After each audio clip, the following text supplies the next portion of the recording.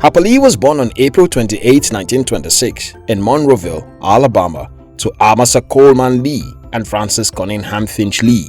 She was the youngest of 4 children and grew up as a tomboy.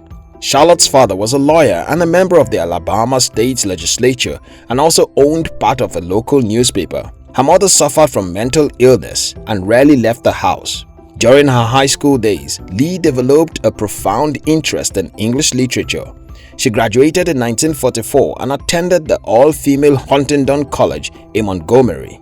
There she stood apart from other students and focused intensely on her studies and writing. She was a member of the Literary Honor Society at the Glee Club. Lee later transferred to the University of Alabama in Tuscaloosa. There, she made an attempt at the social life, joining a sorority for a while, but was considered a loner and individualist. In pursuit of her interest in writing, Lee contributed to the school's newspaper as its humor magazine, the Rama Jama, eventually becoming the publication's editor.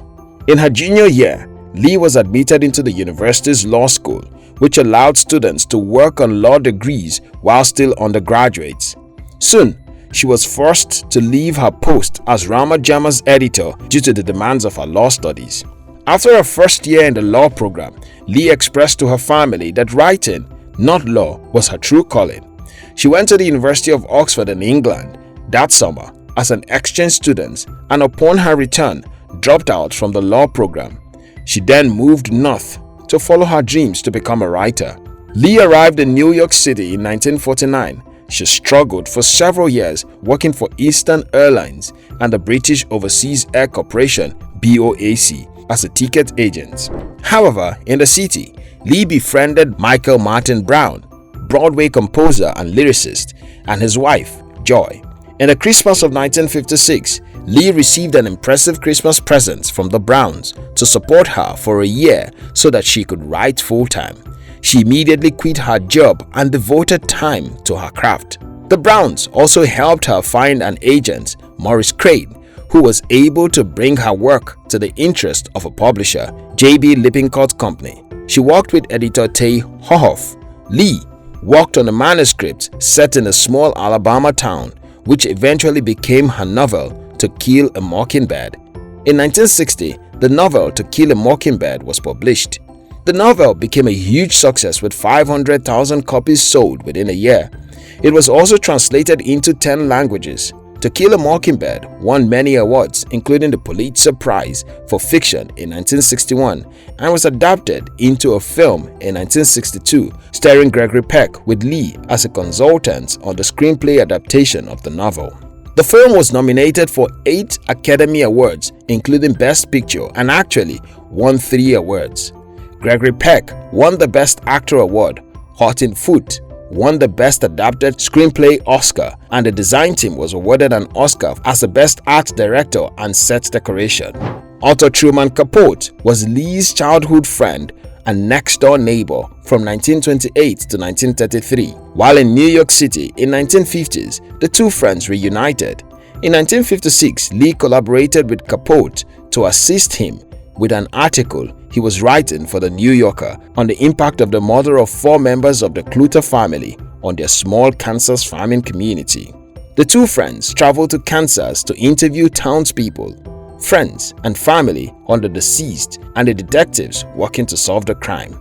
Lee served as Truman's research assistant, interviewing locals and winning them over with her easygoing, unpretentious manner. Truman had a hard time initially getting himself into his subject's good graces, buoyant personality, and style.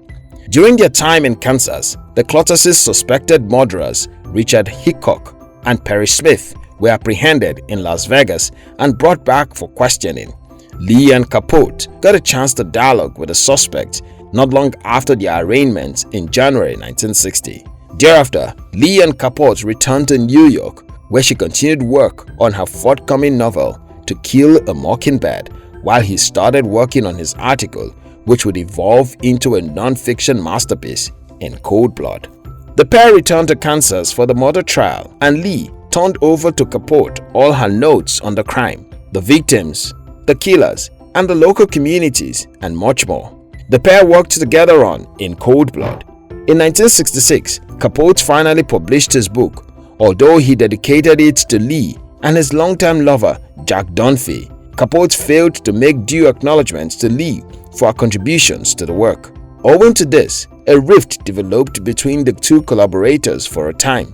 Though Lee was very hurt by his betrayal, she remained friends with Capote for the rest of his life. Lee lived a rather quiet and private life, splitting her time between New York City and her hometown of Monroeville, where she lived with her older sister, Alice Lee, a lawyer who the author called Atticus in a skirt. Her sister was a close confidant who often took care of the author's legal and financial affairs. She was also active in her church and community. She often made anonymous philanthropic donations to various charitable causes.